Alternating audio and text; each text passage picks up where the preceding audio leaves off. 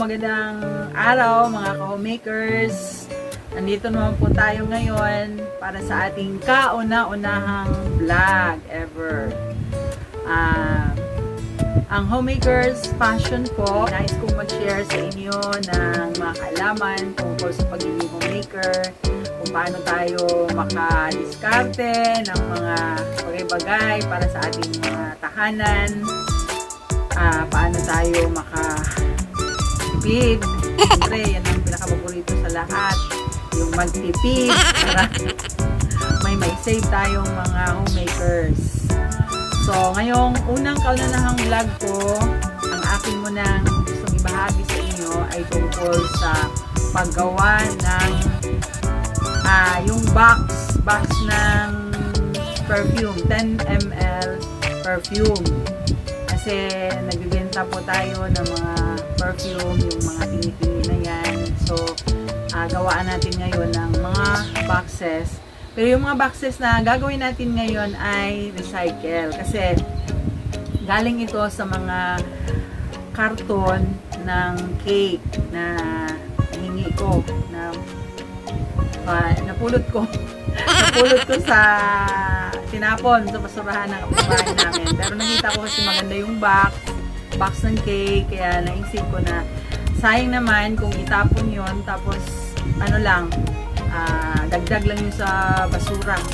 So mas mabuti pa gawin ko na lang box, mapakinabangan pa siya, tapos naka-meals pa tayo, mga pwedeng pang gift items this Christmas. Pwede rin siya na pangbenta rin, pang box doon sa ating binibentang mga perfume.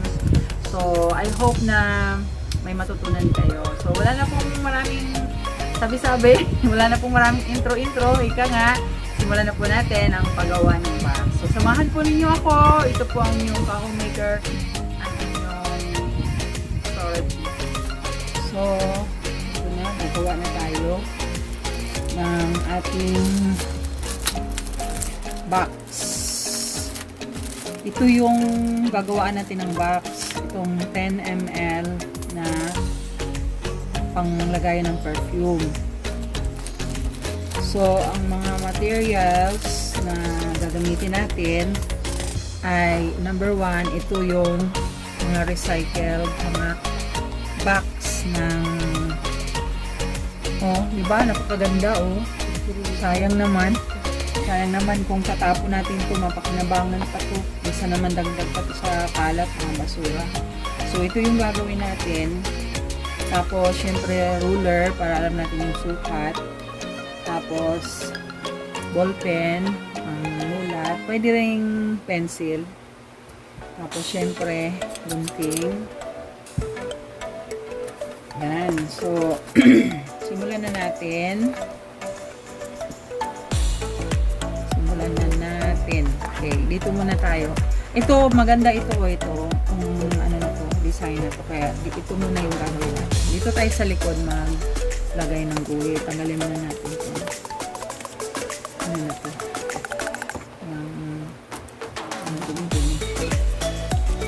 So, dahil ito yung gagawain natin, box nito, susukatan natin. Susukatan muna natin. Kung ano yung gawin box, pwede natin sukatan. So, yan. So, ang gagawin kong box ay mga 3/4. 3/4 ayan. 3/4 ang laki. Ang haba niya ay yan. So, lagyan natin ng allowance. Yan. 5 inches. 5 inches ang gawin natin. 5 inches ang haba.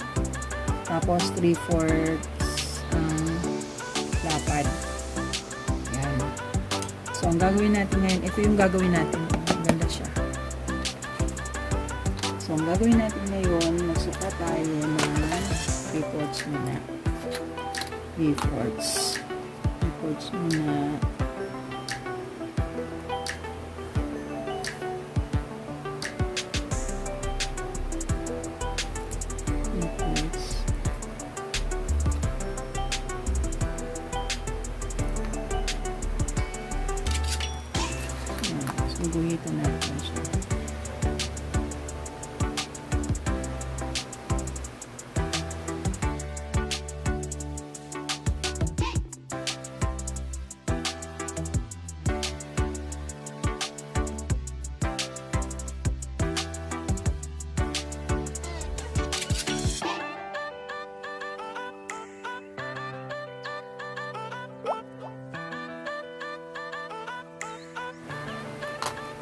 Dapat apat na ganito. Kasi yung box may apat na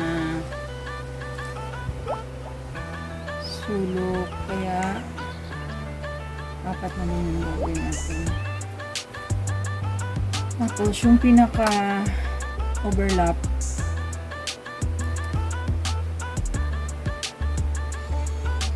pinaka-overlap. Ayan. So, ngayon, gupitin na natin. Ayan. Next is, maglagay tayo ng allowance dito para doon sa pagpasok niya. Ito yung itutupi doon. Tsaka, yung pinaka-box niya is yan, 3 ports. Itandaan natin yung 3 ports. Ang laki.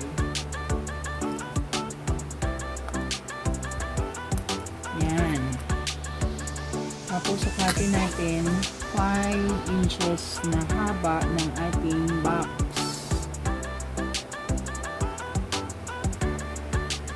Yan. Okay. So, pa tayo ng 3/4.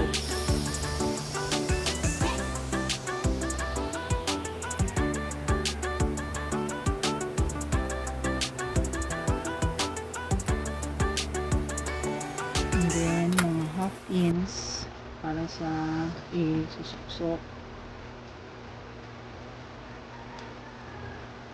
Yan. Okay. So, gupitan na.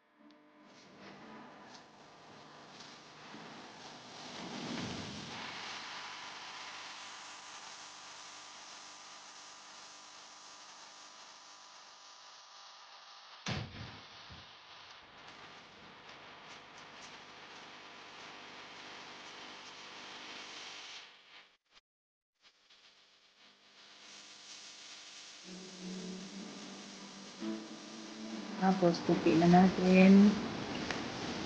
Tupi. Tupi.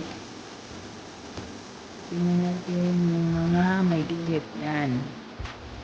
Form na natin. Yun. Yan. Buo na. Tapos, ito yung takip. Yan. Tapos, ito yung suksok. Yan. Tupi natin dyan. Yan dyan. Yun. Yun. Diba? Para kitang-kita, lagyan na natin ng pandikit. Ito, pandikit. Ito pa na nasabi kanina na kailangan natin ng pandikit. Ito lang, pwede na yan.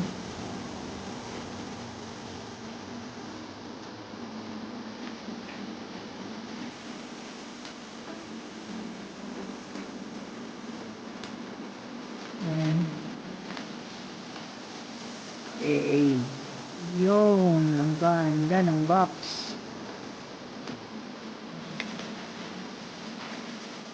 So, dito sa baba, pwede natin ano na yan, close na. Pwede na naman, hindi. Yun.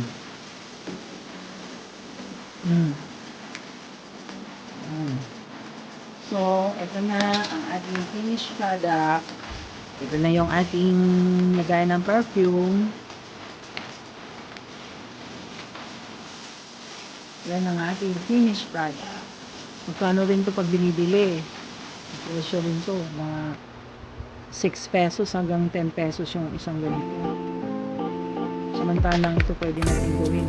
Pwedeng gumata ng red, pwedeng ganito. Pwede rin natin baliktarin. Ito yung ipapaharap. Na brown. Pwede natin lagyan ng ibang design.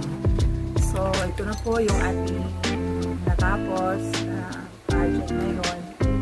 I hope na nagustuhan ninyo ang ating content ng ating vlog ngayon. Desire ko talaga na makatulong kahit mga simple lang na mga kaalaman dahil alam niyo naman sa ating mga nanay masyado tayong maraming pinaglalaanan na budget. So, sa mga ganito kasimpleng bagay lang, piruin mo yung ganito, yung halaga ng box na ito, pwede na natin ibili ng ibang kailangan sa bahay. So, instead na bibili pa tayo, di yung i-recycle na lang natin yung mga carton. Kaya, isa pa yan, pag meron tayong mga gandang klaseng karton, huwag na natin itapon at pwede na natin pwedeng gawin ng mga box ng pangregalo natin. Pwede rin na gawin nating box ng mga lagayan ng mga abubot natin sa bahay. So, sa mga ganung paraan, nakatulong na tayo sa environment natin. So, I hope na nagustuhan ninyo yung ating tutorial ngayon. Simpleng bagay, pero malaking bagay sa ating mga. I hope na samahan nyo ako sa susunod ko pang mga vlog. Please like, subscribe, and share.